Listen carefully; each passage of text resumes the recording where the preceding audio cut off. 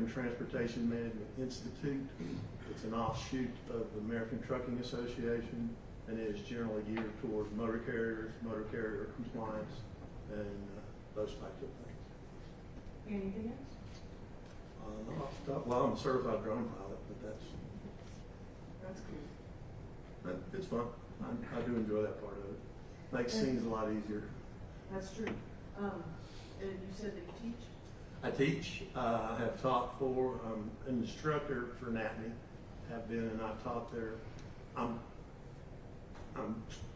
able to teach any of their classes, but I like the accident reconstruction classes. That's really more of my area and more of what I do. So I will teach their accident reconstruction classes. I don't enjoy teaching the other stuff. Fair enough. Have you ever testified before? Yes, ma'am. No. Have you ever been qualified as an expert in trauma? Yes, ma'am. Many times. I couldn't give you a number, but I'm qualified in 11 states, the District of Columbia, and the federal court.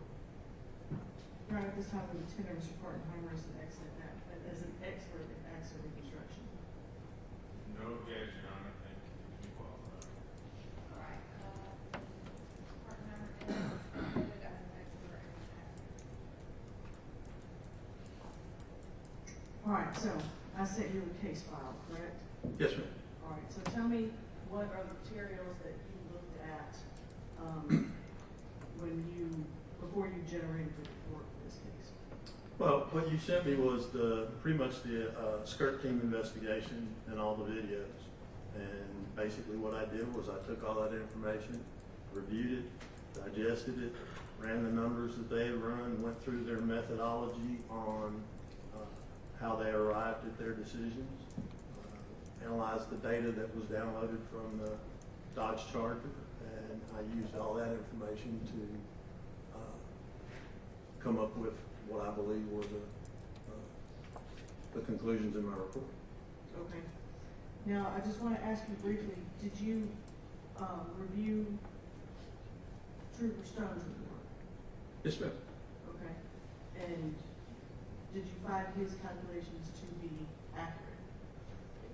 What he did was accurate. The portion that I had an issue with, and he did what I would have done if I hadn't known, which was make a range. You have a high end and a low end on the coefficient of friction on the roadway, and you need that number to make any of the calculations. And if I hadn't had the data, then I would have done exactly what he did, was I would use the high and low and see where you were to come up with a range. In this particular case, we have 5 seconds of pre-crash data from the airbag control module in the Dodge Charger. I believe it was Trooper Stone that downloaded it while the car was still at the scene, is my recollection. And I know it was soon because it does not keep date and time, it keeps it by ignition cycles. So every time you turn the key on your car and then turn it back off, or the power goes off, that's called an ignition cycle. And Trooper Stone downloaded the data on, I believe it was either 817 or 818. It was one ignition cycle different. So I knew they had done it very, very soon, that nothing had happened with the vehicle. And then I think there's even pictures in there showing that he did it at the scene. Okay. And so tell me, you were talking about the drag factor. The drag factor. Well, in there, there's a deceleration. So you have his initial speed, his ending speed of deceleration, and time. And if you have those three components, then you can calculate what the coefficient of friction is that the car could generate. And you have to remember that not only do you have the coefficient between the tires and the roadway, but you have to factor in braking too. So I came up with 0.51 Gs, which is what the car was experiencing between its deceleration from 83 to 66, and I believe it was 1.5 seconds. Okay. Well, I need you to maybe break it down just a little bit for me. Okay. So are you referring to the information that came from here? Yes, ma'am. Yes, you said. Thank you.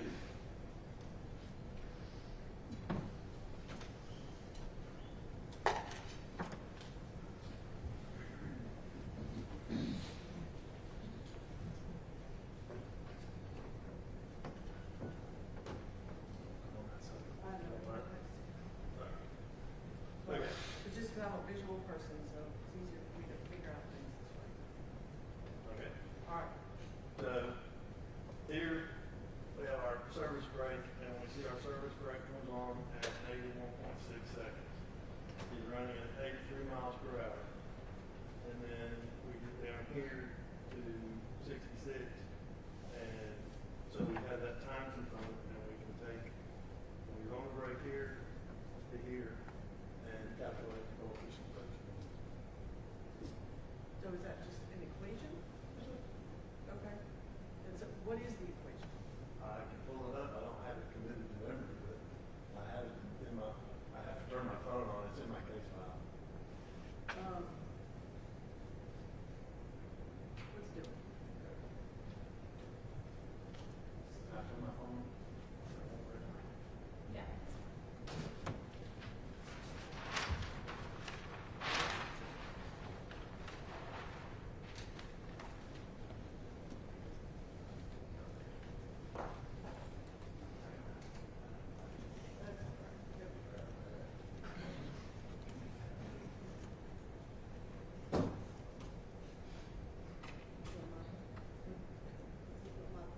Well, your phone doesn't give you access to my file, so. Oh.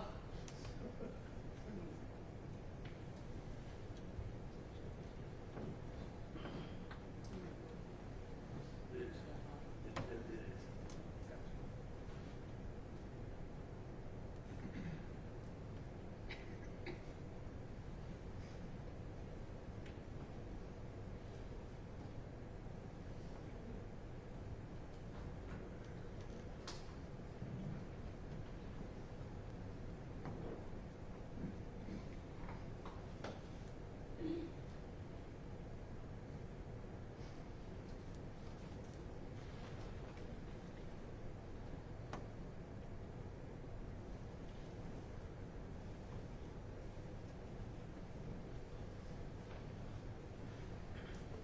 Sorry if I made it on the other side. Yes, you can turn around so you can see. Tall fella, hang on. Yeah, change angles. All right. Factor is equal to velocity initial minus velocity final.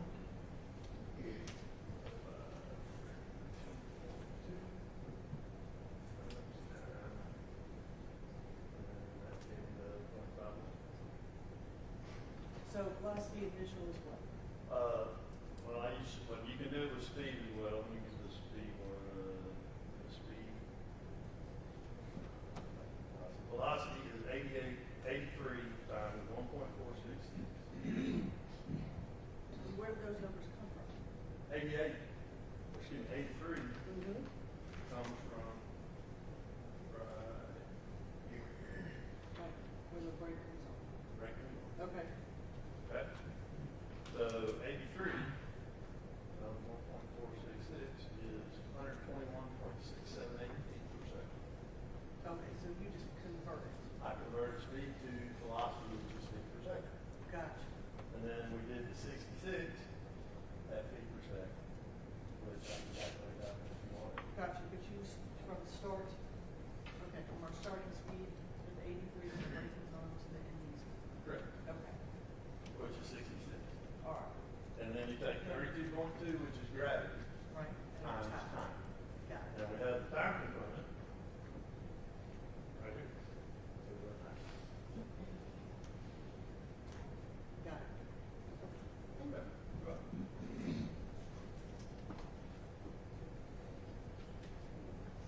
Yes.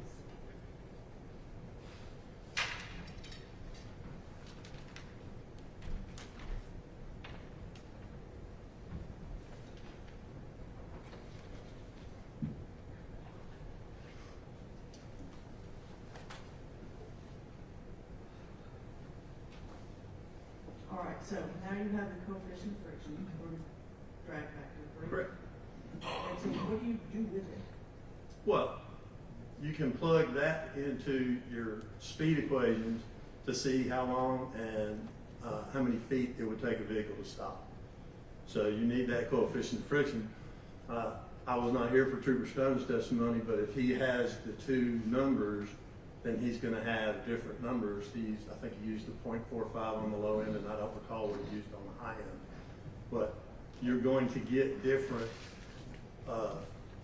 distances that it takes to stop in, and then you're also going to get time differences based upon which coefficient of friction you use.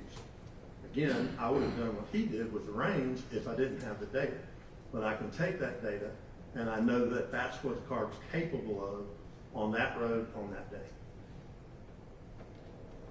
Okay, so knowing that, tell me what you found out. Okay. I found out that when the Charger started steering, if it had been traveling at 55 miles an hour and it applied the brakes at maximum braking ability, that vehicle would have been able to stop before it would have reached the point of impact. Okay, So break it, you said when you started steering. To the right. okay. That's also in that data.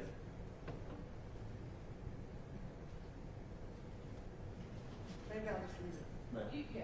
Thank you. Just so everybody's clear.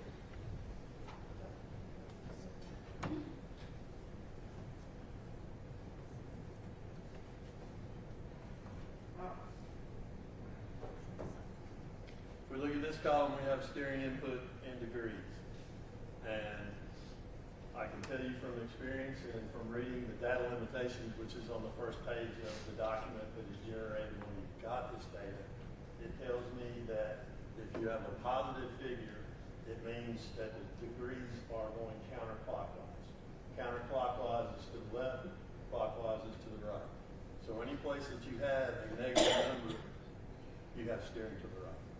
And the data you're referring to, what, that we did in the document, what is that? It's called the data limitations. Like, what And are it those? explains how to interpret this data. Like if it didn't tell you that it was positive or negative, you wouldn't know whether it was left or right. Okay? You could figure it out in this case because we have video and we know that he went to the right. So, Normally you wouldn't have such a thing, right? right, what? You potentially won't. On the older cars, you don't have that. This is all newer stuff. And with this number, we can see where he began to steer.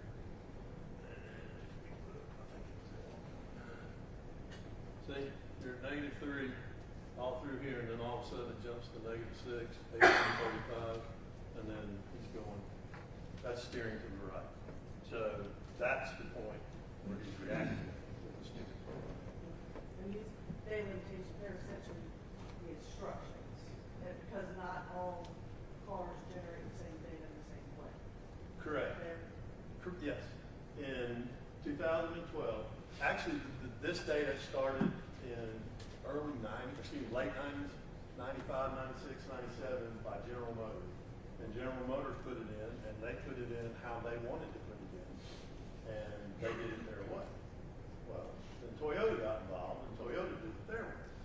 Then you got others, Ford gets involved, Ford wants to do it their way. So you have all these different competing data sets.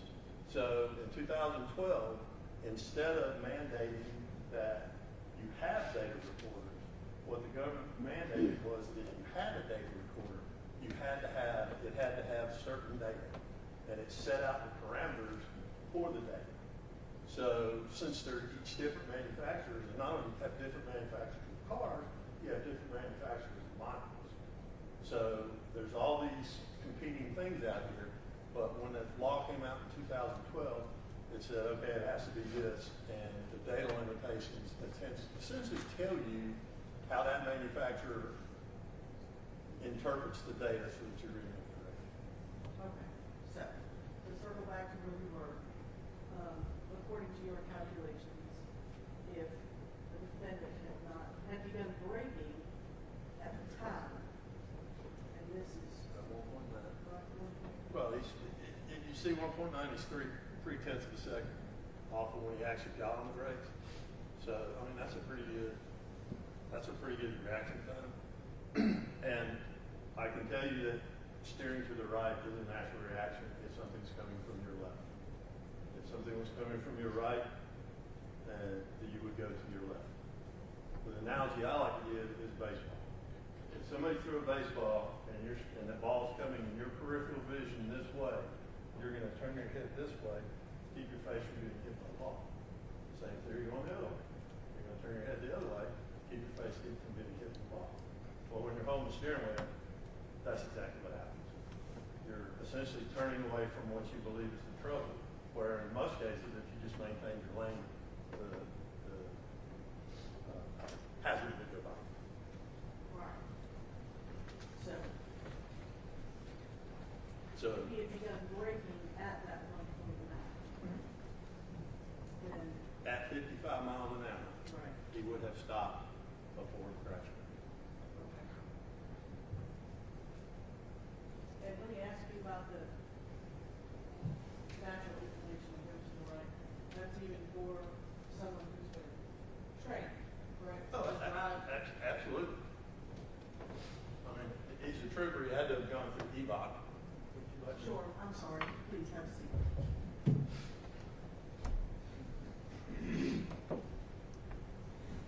I have not been to trooper school, but I went through a similar police academy in DeKalb County. And EVOC is an emergency vehicle operation course. So you're getting more training on running at higher speeds and making reactions and pushing the car essentially to its limit and how to drive it. So yes, even though he had all that training, you're going to have a very hard time beating the human body that's trying to protect itself. And does speed play a part in that? In that theory, no, that's pretty much going to happen at almost any speed. I guess what I mean is, if I'm going faster versus slower, I have less choices as far as the distance that I'm closing. Oh, absolutely. The faster you're going, the faster you're covering ground. Like we used 83, that's 121 feet a second. And 55 is 80, 63, so 80 feet a second, as opposed to 121.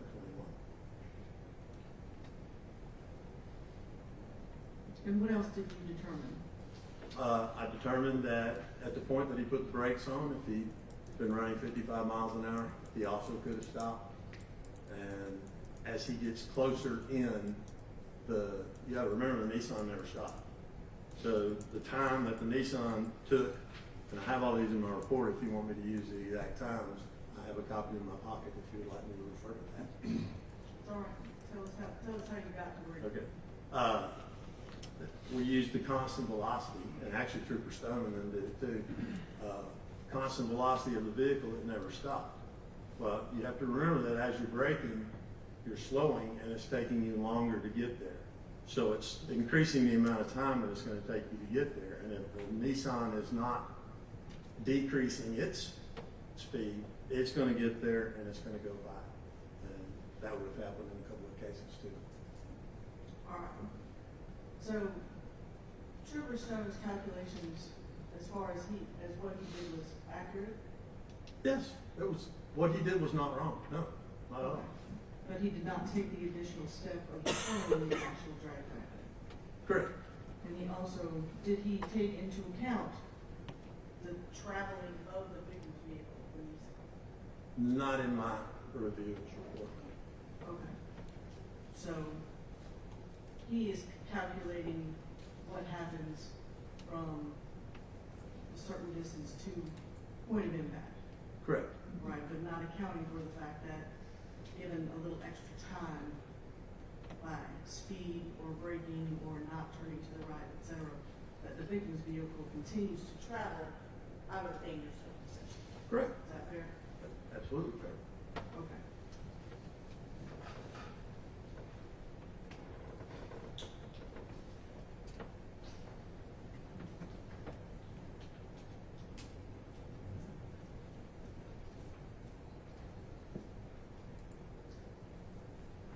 Now tell me, just in your experience, the impact that the push bumper has in a collision. Is there, right, the trooper's vehicle is covered by a huge metal brake, Correct. correct? Correct. And it impacts, does it have a greater impact than if I'm driving something that doesn't have that? It would make the front of the vehicle stiffer. So yes, I mean, if you're putting a steel structure on the front of the car, if you don't have that steel structure on the front of a Dodge Charger, what you have is you have a bumper cover, a plastic bumper cover on a metal structure under it, and then you have crushable things on the front. You know, the grill will go away, the whole front end will cave in, and what that does is that doesn't absorb, it converts energy. In a collision, you don't lose any energy, it converts it to different things, and damage is one of the things that energy converts into. So having that on there would make it stiff. So, I guess in layman's terms, less damage to the cruiser, more damage to the Nissan. Exactly, Fair? exactly. How about the difference in weight? Absolutely. More mass, more velocity, you're gonna have more energy, and you're gonna have it's the same thing, it will be more. All right, so I just want to circle back to make sure that we've covered. So using the calculations that you did with all the data that was available to you, you had the video and all the measurements made by SCIRT and their reports, et cetera, is that correct? Just ma'am, I had the entire file. Okay. That if the defendant had applied his brakes as he was steering to the right, that this collision would not have happened. If he was traveling 55 miles an hour. And if he had stayed in his lane,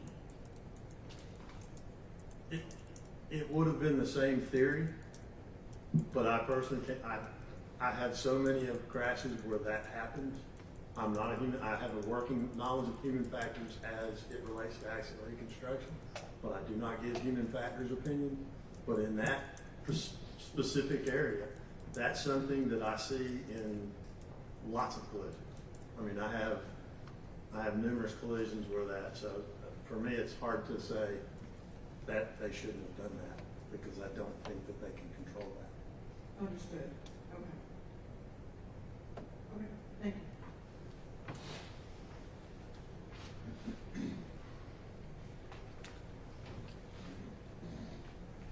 Good afternoon, Mr. Martin. Good afternoon, sir. I'm Matt Copeland. I have a few questions.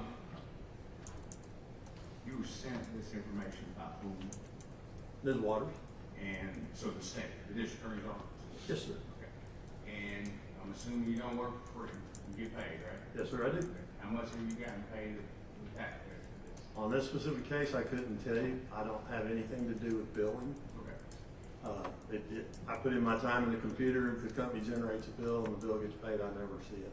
What's your hourly rate? Currently, my hourly rate's $405 an hour. When I got this case, I wanna say it was $235 or $240. How many hours do you think you spent on it, including testimony and peers today? Well, I came here, left home yesterday at noon, got down here about 4:30 my time. So I got 4.5 hours drive, and then the time I've spent here today. So I'm looking at right now around 8 hours. Prior to that, I couldn't give you an estimate. I mean, it's been 5 years. It's $5,000 an average ballpark, about what you make. Not counting the testimony, 5 to 10, somewhere in there. But on this one, being that it was the county, it's probably closer to 5. And I have no problem with making a living with what you're doing. I just want to make sure the jury understands that you were consulted by the DA's office. When were you consulted by them? Do you recall when it was? I don't recall a specific date, but I do know it was in 2020. Okay. So that would have been, what, 5 years after this accident occurred in 2015, based on your notes? Yes, sir. Okay. All right. I want to talk to you a little bit about your video, or excuse me, your diagram, and this is in your report, so feel free to look at it. You mentioned line of sight. Do you remember using that term? Yes, sir. Okay. And line of sight would for you indicate what? What does that mean in your research? That you have the ability to see something a distance away, whatever it is. And is it your testimony that Trooper Scott, once he saw the car, the headlights, that he was aware of its intention to make a left, or just that he saw it? I'm not making any determination on what he saw or what he perceived at that time. What I'm saying is that when he reacted, when he did something, that's when I started my clock. Okay, and how many feet would that have been? Well, 267 was line of sight, and then the, it's right here, give me 1 second.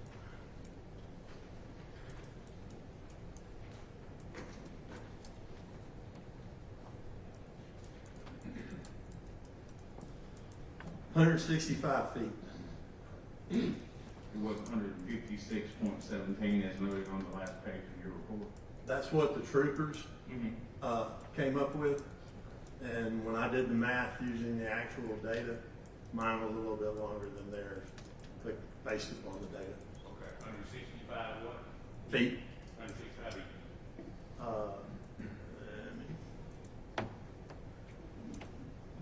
make sure I give you the right one. Dodge Charger accelerated from 83 to 56 in 165 feet. That's correct. Or decelerated from 836. Yes. Okay, all right. Now, We saw your formula that you drew out here. And this, and if I use an improper term, please correct. This is essentially the drag coefficient, correct? Yes, sir. Okay. Can you come and put up what your speed analysis was? Like how you got, where you put this 50.5? Sure. Come on, let's. Can we get him a marker, please? Thank you very much. Oh, there you go. All right. Which one are you asking about? All right, I'm asking, okay. About 440 here. All right, this 51 goes into something, correct? Yes, sir. There's several different things. All right, if you do a speed equation, can you draw out your speed equation? Which speed equation are you asking?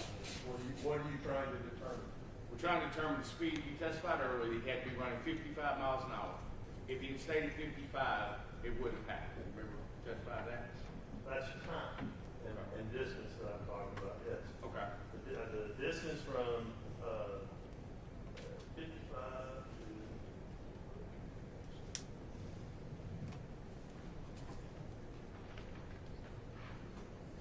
We're going to ask you the question here and make speed take up the hair.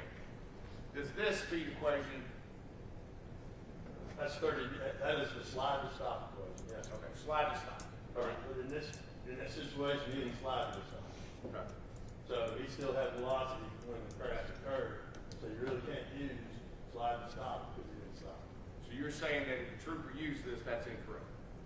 It depends upon what he was trying to get to. In this case? In this particular case where these are all slide to stop equations and they don't take into account that the vehicle didn't stop. Okay. Now, if you were to use your equation here, what would the number be if we were to use the equation? Okay. What specific number are you trying to? Miles per hour based on slide to stop. What would your equation? What would your number be? 55 miles an hour? No. Slide to stop? It would be less than 54. If we did it at 0.62, at 0.51, which is your drag coefficient, which is your L, at 165 foot, gets us to 48 miles an hour. Give or take. Make that. Oh.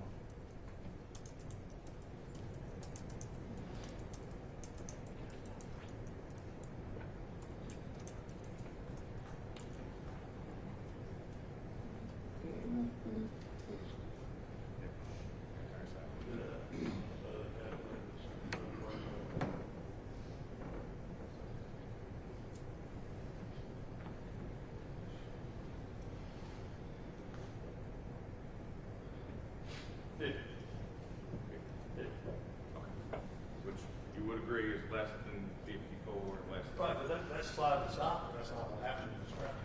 Okay. And you know that how? Because he had velocity when he impacted the car. And the troopers who were on the scene that day and downloaded, you're telling me what they used to calculate is not what you would. Correct. Okay. Very good. Yes, back then. Okay. Let me move this way. What is your speed equation that you use? And I know you were looking for. What is it? Well, you actually have to use two because he's going to have a velocity at the end of whatever happens. Okay. You know? What So was that? what I was using was the 55. You're actually looking for distance. Okay. Like the distance to decelerate from 83 to 66 is velocity initial, velocity n squared by minus velocity initial squared over 2 times the acceleration rate. And that's how I came up with the distances that I came up with. now, I am interested in you look at your report. Feel free to refresh your recollection. what I wanted to ask is if your conclusions, which was the last page, okay? Yes, sir. And let's talk about that a little bit. Your conclusion was Trooper Scott was traveling northbound in a 55-mile-an-hour zone. That's approaching Holly Springs Zone. Is that the conclusion? Yes, sir. Okay. Dylan Law was traveling southbound on Highway 1. Well, left-hand turn on the Holly Springs Road. That's a conclusion as well. Yes, sir. All right. Then you talk about the Bosch crash data retrieval. You talk about that was taken from the vehicle, correct? Yes, sir. Okay. Now, did you ever examine anything from the Nissan? I did not, no, sir. So the information is based simply on the trooper. You also testified that Dylan Walsh, I'm sorry. All I have been ever given was the SCRT team report. So all of the conclusions and everything I'm talking about are based upon the data that the SCRT team acquired. Except for the stop slide, you don't agree with that part, but the rest of it you do agree with what they've given you, the troopers. Well, I agree that that's in their case file. Okay. The slide to stop deal is the only thing that. But these are your conclusions, so these are from you. And you said in here that there was 22 miles an hour, and you believe that the Nissan was turning. And that was taken from their calculations from the film the same way these numbers were taken, right? Well, I did the same thing they did with the film, and my numbers agreed with theirs. Okay. Now, you also studied down, we'll call it 3 dots on the bottom, in the middle of that statement. So Dylan Wall could have cleared the intersection. You note that? Yes, sir. Okay. Now, cleared the intersection. Let's talk about that a little bit. If Dylan Wall had stopped, there would have been a collision at all, would there? Stop before entering the intersection? Yes, sir. Correct. Okay. If Dylan Wall had stopped prior to entering what we'll call lane 1, there would have been a collision with it. Same difference if he'd stopped, yeah. And so the focus of your investigation and your conclusions are based on what happened in Trooper Scott's car and where he was, not necessarily what happened with the Nissan in front. Well, the difference in my world is that I have a reaction point. I'm not, excuse me, I'm not taking into anything that how the drivers reacted, what they did, any of that. That's human factor stuff. That's not what I'm giving you an opinion about. I don't know what was going on with Dylan at the time. All I can tell you is the video showed that he didn't stop. So I took that data, confirmed that data, came up with the speeds from the video on that, and then I took the other data and came up with what I could come up with after the trooper Fair enough. had already gone through the perception reaction phase. Now, when we're talking about reaction based, one of the things that's you mentioned in your report, and you did a diagram on it, is line of sight. You remember being part of your report? Yes, sir. Line of sight works 2 ways, does it not? Yes, sir, it does. So it's not just what Mr. Scott could have seen, or saw or couldn't see. It was also what Mr. Wall could have also seen looking the opposite direction. Is that fair? It is the sight distances for either party. I can't tell you what either party was looking at or when they were looking at it, but I can tell you that that's available. So I have things for them. Yes, sir. Will you come down, please, with court's permission? Yes. You have permission to step down there.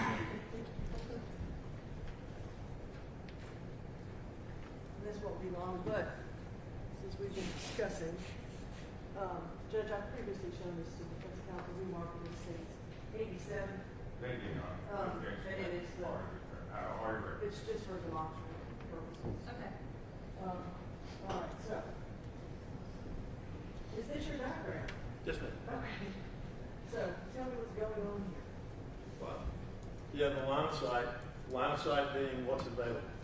In other words, that's the maximum distance that's available to actually see at either point. Then we bring him up here. This is where you see the start to steer. And then we come here and we have the start of braking.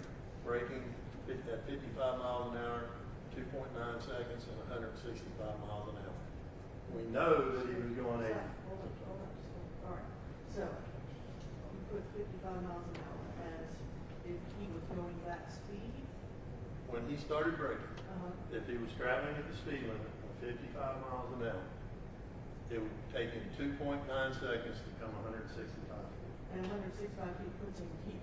Correct. Okay, okay, I just wanted to be clear about what that was. All right, go ahead. Okay, then you have the Nissan, who's going at a constant 22 miles per hour.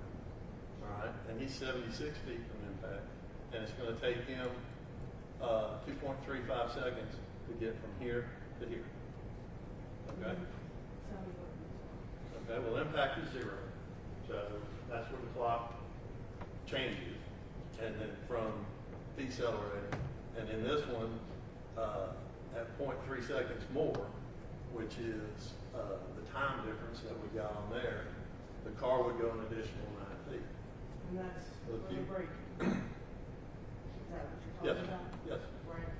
The time, or starting earlier, Right, starting braking 0.3 seconds earlier, gives that more time. gives them more time to clear. Okay. So if he'd actually started braking here, this Nissan would be 9 feet apart. And I know they're kind of crunched together, but if you can see that that's the rear of the Nissan that got hit. Car there is probably averaging 6 feet wide, 6, 7 feet. Tractor trailer is 8 feet wide, 8.5. So 9 feet on here, you're gonna have the Nissan. The rear of the Nissan's gonna be down in here, and the wreck of that. And then here, This is the 17 feet, if you did the whole 2.9 seconds where he's stopped. That's this one. so he is traveling speed limit. Okay. The wreck doesn't happen. And this, you calculated this based on the video? Yes, what we did, the dash lines in a row, they're 10 feet long and 30 feet apart. So that's mandated by the manual on uniform traffic control devices. So that's so if you go to Texas as a Georgia driver, you're still going to see the same road stuff that you expect. So if you have these, then we can work distance off of these. And we broke the video down, and this stripe is how we got the line of sight. From this stripe to there on our C, actually use GSP scene map to confirm that distance.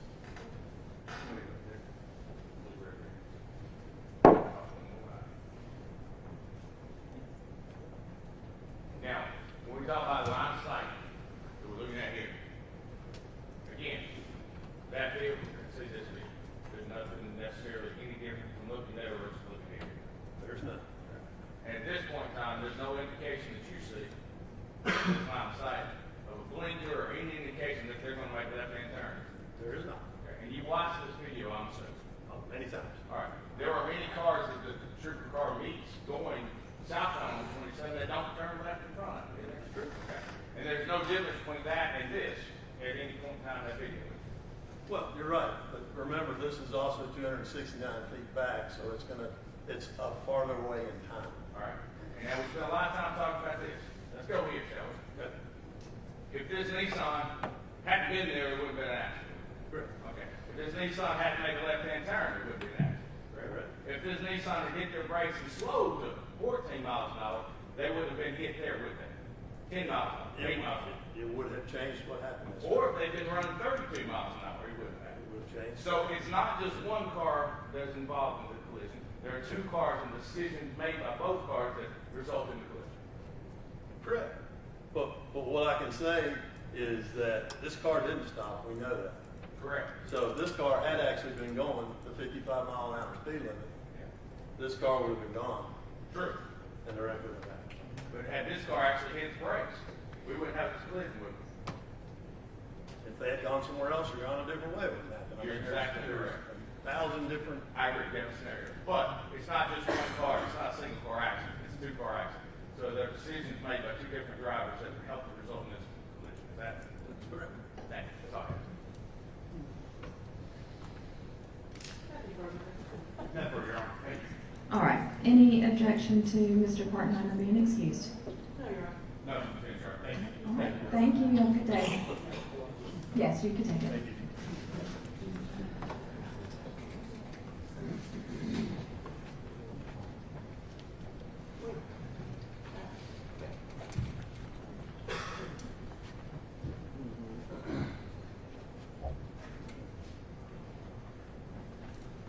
All right, the state can call its next witness. Judge, state no further witnesses at this time. All right, So would they the, could just square up the evidence and make sure they're continuing. yes, all right.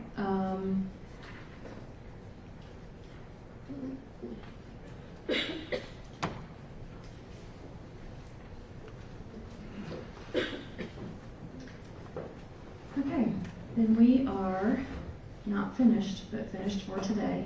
It is Friday afternoon, and because that is a natural stopping point in the case, and it is Friday afternoon, and y'all have been here all week, we're a little bit, a tiny bit ahead of schedule. I thought we would get closer to about 3:30, but we had already decided that we were gonna let y'all go a little early this afternoon, and we will resume on Monday morning. On Monday morning at, give me just a second.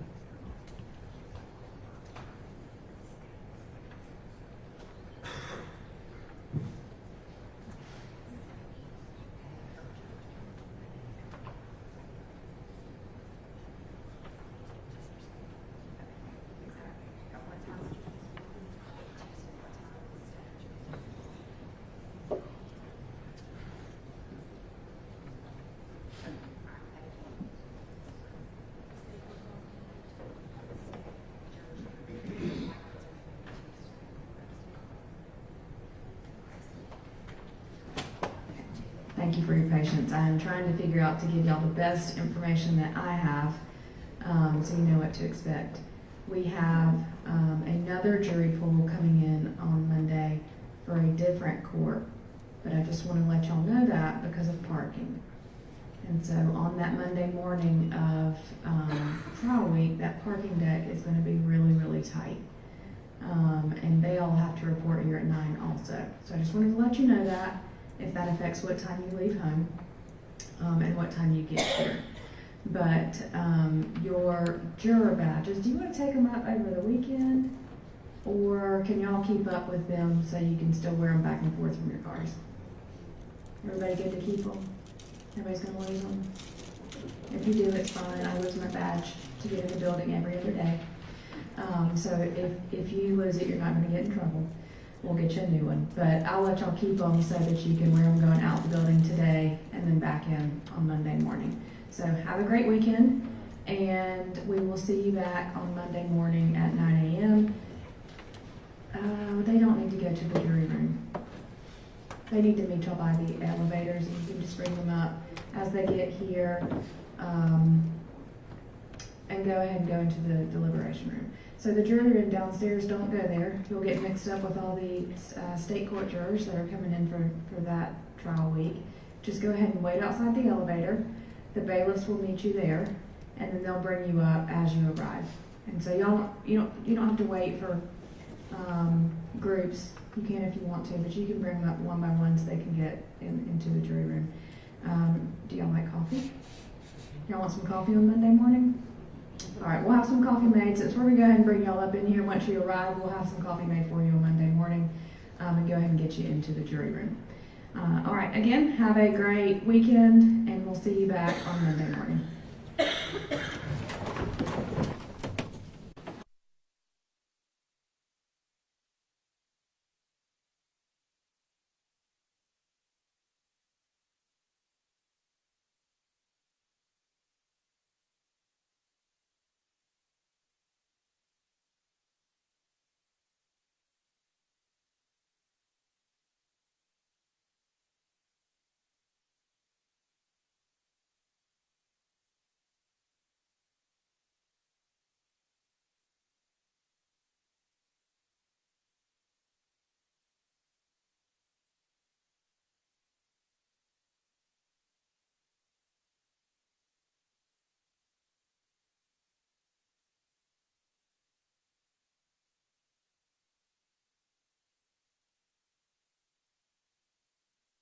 was tendered, except for 81 and 82. Yeah, that's fine, but if they were actually. Within 79 and 80? Yes, they were Yes. just excerpts and then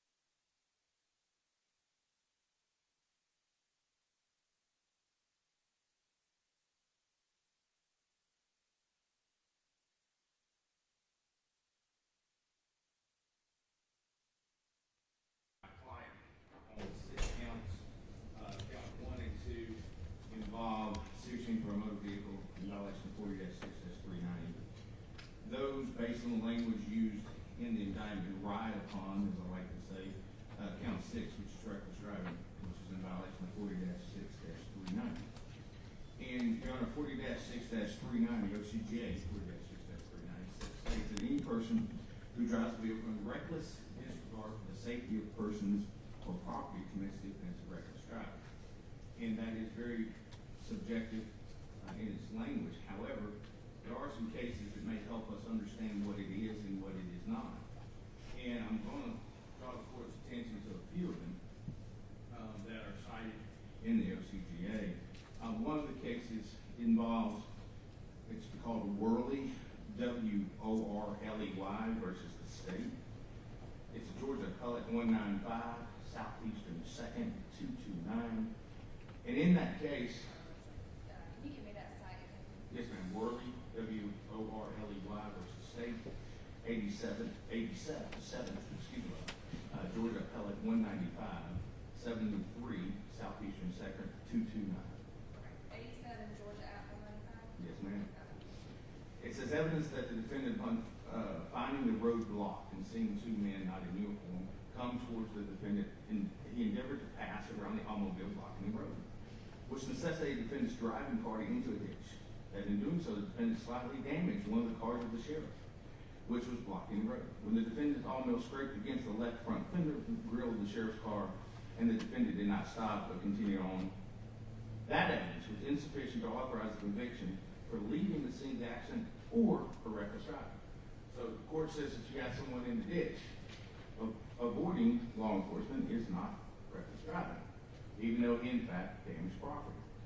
Also, Your Honor, in the case of Prather, P-R-A-T-H-E-R versus the state, 303 Georgia Appellate 373. It says here, they're talking about what does support reckless driving.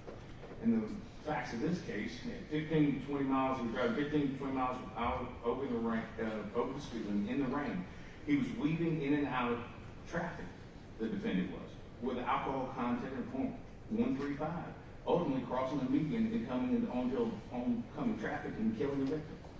They said that is in fact reckless driving. That's not what we have here. Additionally, Your Honor, in Travis, T-R-E-V-I-S versus state, 314 Georgia Appellate 280, that's 314 Georgia Appellate 280. They talk about sufficiency of the evidence to support the conviction of reckless driving. And in this case, it was testified that there was a defendant, and I'm assuming his name is Travis, was stopped by Georgia State Patrol, ironically. And he was stopped, the testimony was driving 32 miles an hour with a posted speed limit in a construction zone.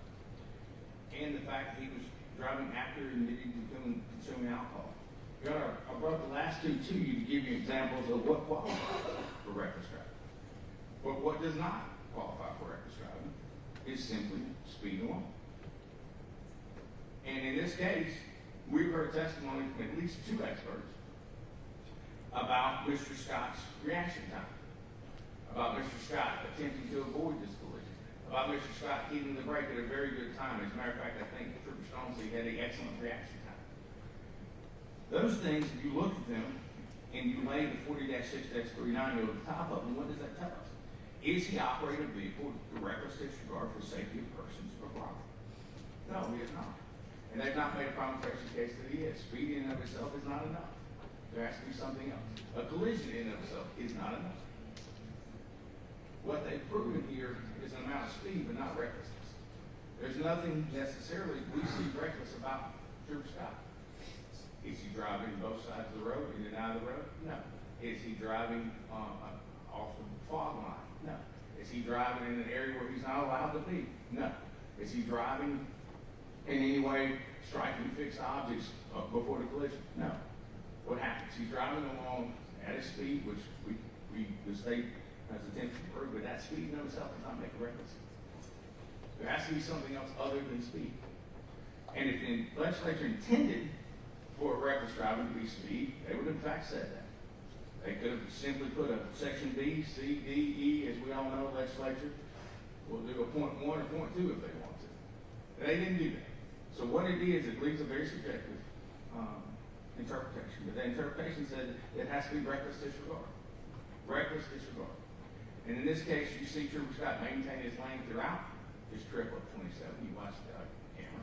You saw him as soon as he recognized, again, he met upwards of 10 to 12 vehicles, tractor trailers, other vehicles that were traveling southbound on 27. Those did not turn in front of him. He did not clock them. You see him encounter vehicles near the red light at the Bowden Junction store of Mount Zion Road. He did not collide with them. So I'm not sure whether recklessness can be proven other than speed, and speed's not sufficient. You know, we asked the court in this case to issue a directed verdict with regards to the state's indictment on count 6, and thus count 1 and 2 carry right upon the recklessness that has to be proven in count 6. Therefore, we're asking Your Honor that you issue a directed verdict with regards to those and dismiss those counts. Thank you, ma'am. All right, the state can respond. Thank you, Your Honor. This is controlled by 1791. Statutory. Very clearly, when there's no conflict in the evidence introduced with all reasonable deductions and inferences therefrom, shall demand a verdict of acquittal and not guilty as to the entire offense or some particular count of the offense. The court may direct a verdict of acquittal. So what we have here, I will agree to some degree, speeding is not enough to constitute described. However, it's an argument. This is going to go to the jury. Obviously, there has to be a point at which there is a speed that is so beyond the pale, that is so reckless, that it in itself can become reckless. But that's not what we have. That's not what we're going to charge. We have speed that the troopers are to have gone, as well as the reduced visibility of the road. Now, I know that counsel can stand in front of this court and say that, well, maybe he was speeding, but the man was going twice because of the speed limit and almost twice close to the speed limit, coming up a hill, the weather. Coming up on an intersection, then I think there's going to be a lot of argument that, you know, or at least inference that it was not safe to be on the turn, failing to yield, and we've already kind of heard some information from that. So yes, I think there's more than enough evidence insofar as the recklessness of the driving. Trooper Scott at the time for this to be a jury. There is nothing to demand from this court. There should be an acquittal. Okay. Oh, and I'm sorry, we do have one case law. This is Frazier v. State, 263 Georgia Act 764. 2003 case. Speeding unaccompanied by other traffic violations can form the basis for reckless driving if the state presents evidence that the defendant was driving at an excessive rate of speed given the posted speed limit and driving conditions existed at the time. So, yes, in a vacuum, maybe speed in itself isn't enough, but when you constitute all the other factors, and I think any juror could look at this video, taking any number of factors, they can conclude that this in fact was reckless. And therefore, it's an issue of law. This should go to the jury and not be ruled on by the state. All right, thank you. A directed verdict is appropriate only if there is no conflict in the evidence as to any material issue, and the evidence introduced construed most favorably to the party opposing the motion demands a particular verdict. I do not find that that is the case at this time, and so the motion for directed verdict is denied. Thank you, Your Honor. All right, we'll be in recess until Monday morning at 9 a.m.